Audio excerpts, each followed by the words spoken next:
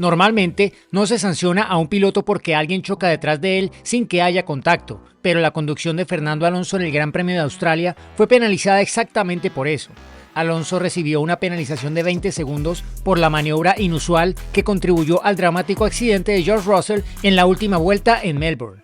Russell perdió el control de su Mercedes en la curva 6 a derecha y perdió la séptima posición mientras perseguía a Alonso.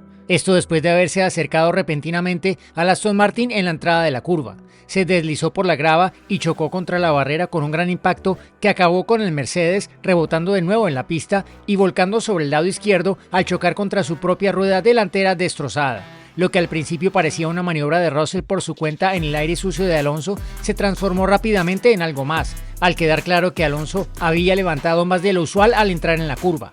Como era de esperar, esto se convirtió rápidamente en un tema muy controvertido. ¿Fue una prueba de frenos o brake test? ¿O fue simplemente el clásico y astuto Alonso con el viejo truco de hacer que alguien que persigue tenga que soltar o frenar y Russell se vio sorprendido por ello? Bueno, olvídate de las opiniones subjetivas. ¿Qué tal hechos concretos? Porque los comisarios compartieron los datos que utilizaron para sancionar a Alonso por conducción peligrosa y también hay telemetría que podemos ver y que esclarece lo que ocurrió.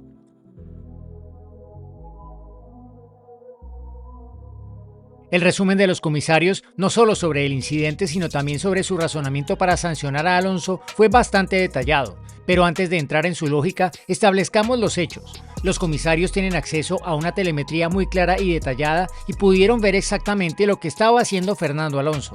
Su análisis podía dar cuenta de cada una de las vueltas de la carrera y por tanto sabían con precisión lo diferente que Alonso condujo en esa última vuelta en comparación con el resto de la carrera. Aunque no tenemos exactamente lo que analizaron, podemos reproducirlo gracias al sitio web F1 Tempo, que nos permite comparar cómo entró Alonso en la curva 6 en la vuelta en la que Russell chocó en comparación con la vuelta anterior y poner en contexto la información crítica de los comisarios. Al acercarse a la curva 6, Alonso levanta claramente el pie del acelerador antes que en otras vueltas. Según los comisarios, esto ocurrió más de 100 metros antes que en cualquier otra vuelta. Incluso frena ligeramente. Estos datos son solo una medición binaria del encendido-apagado, por lo que solo muestran que se está utilizando el freno o no, pero no la cantidad de presión que se aplica. Pero los comisarios dijeron que era lo suficientemente mínima como para que la frenada no fuera la razón principal de la ralentización del coche. Aún así podemos ver claramente que Alonso ha levantado el pie y ha frenado, pero también ha reducido a sexta marcha después de haber permanecido en séptima en ese punto en todas las demás vueltas.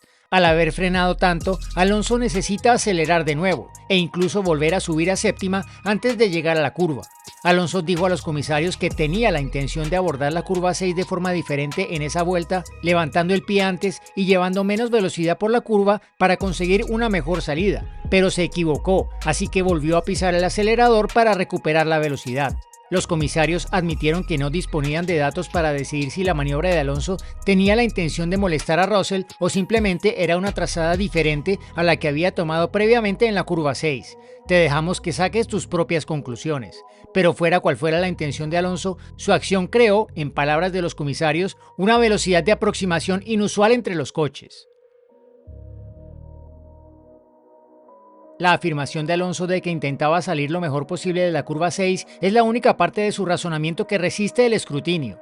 Estaba en una lucha cerrada con un coche más rápido, luchando contra problemas de batería en su propio coche y sabía que la mejor oportunidad de Russell para adelantar en la última vuelta sería con el DRS abierto a lo largo del tramo de plena aceleración desde la curva 6 hasta la curva 9.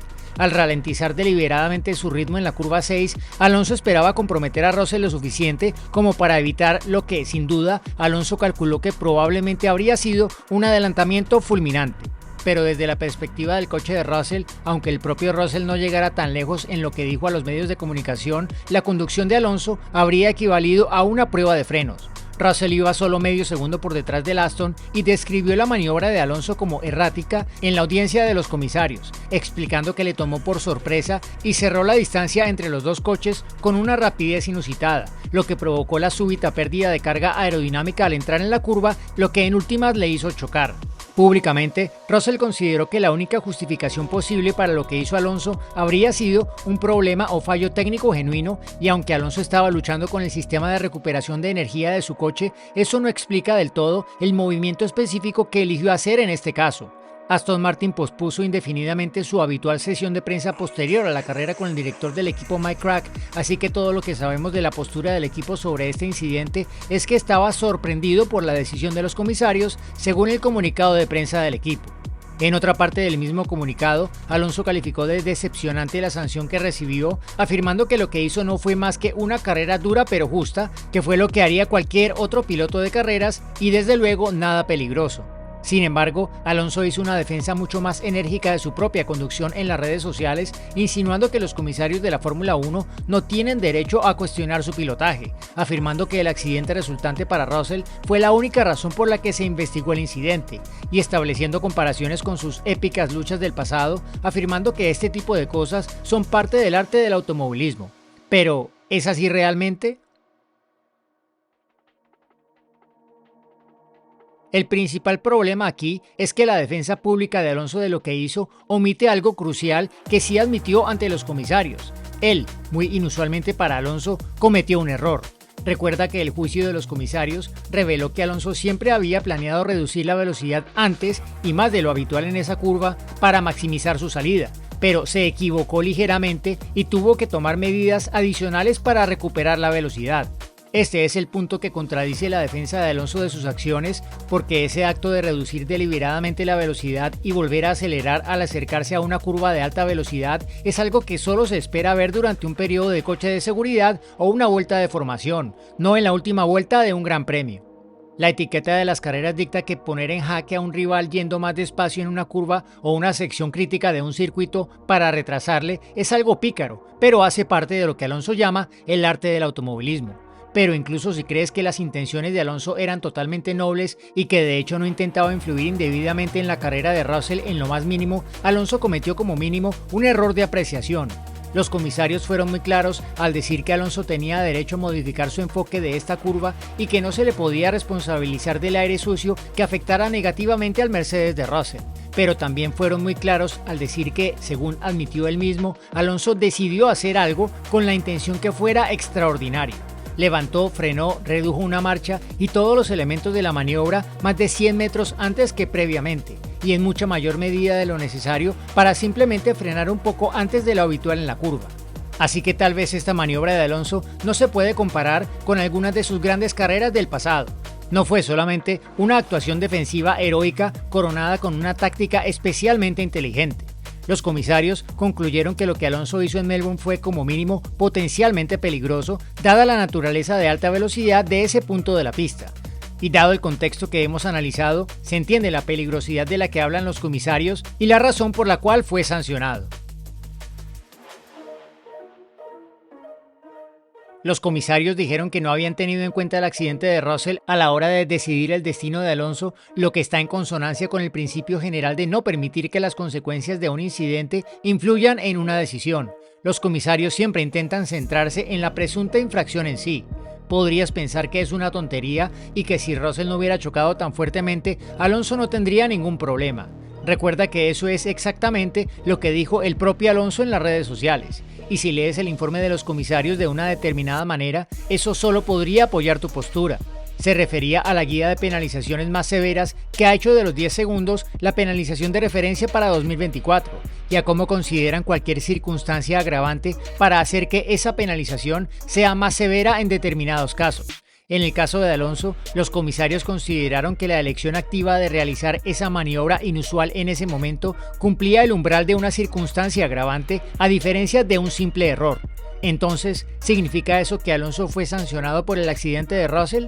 No del todo. La circunstancia agravante es más bien la gravedad de la infracción en sí, la creación de un escenario potencialmente peligroso.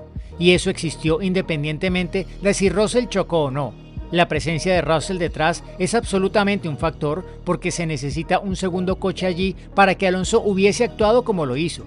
Pero Alonso solo ha sido juzgado y castigado por todo lo que hizo hasta el momento en que Russell se salió de la pista.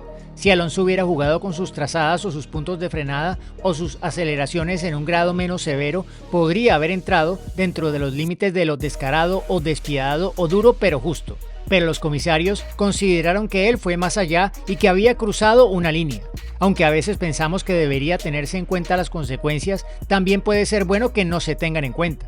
Significa que la conducción problemática puede abordarse de forma proactiva en lugar de reaccionar únicamente a los choques y a los pilotos que se arriesgan a resultar heridos. Solo que en este caso también hubo un desenlace dramático. Obviamente, Alonso no está muy de acuerdo con el resultado, pero todo indica que su equipo Aston Martin lo ha aceptado y no recurrirá. Eso puede deberse a que en realidad no le costó tanto al equipo. La penalización de 20 segundos de Alonso en lugar de un drive-thru le hizo caer de la sexta a la octava posición, pero su compañero de equipo Lance Stroll había terminado séptimo. Así que Stroll heredó el puesto de Alonso, Alonso solo retrocedió 2 posiciones y el botín de puntos de Aston Martin en la carrera solo se redujo de 14 a 12. Tanto si estás de acuerdo con la decisión como si no, es un precio bastante bajo para que uno de tus pilotos sea declarado culpable de conducción peligrosa.